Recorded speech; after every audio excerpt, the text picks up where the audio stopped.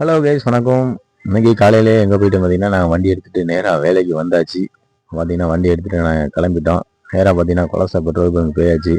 அங்கே போய் அண்ணன் 500 டீசல் போடுங்கன்னா அண்ணனும் பம்பை பிடிச்சி டீசல் போட்டாப்புல. டீசல் போட்டுட்டு அங்கேருந்து நேராக ஏஎம்எஸ் ஆலப்புழாக்கு போயிட்டோம். அங்கே போய் என்ன நடந்துச்சு பார்த்தீங்கன்னா, நேராக வண்டி உள்ளே போயிட்டு யாரையுமே காணும். அப்புறம் ஆலைகளை பிடிச்சி அங்கே போயிட்டு ஒரு 17 கிட்ட ரிங்ஸ் ஏற்றணும். நேராக அங்கேருந்து 17 கிட்ட ரிங்ஸையும் ஏற்றிட்டு நேராக அப்படியே பார்த்தீங்கன்னா சிறுநாவலுக்கு வந்தோம். சிறுநாவலுக்கு போய் இதுதான் நம்ம சைட்டு, பெரிய வீடு. நேராக அங்கே போய் போனோம். அந்த 17 கிட்ட ரிங்ஸ் அங்கே தான் இறக்கணும். சைட்டை பார்த்துட்டிங்களா, இதுதான் நம்ம சைட்டு. அங்கே போனோம்.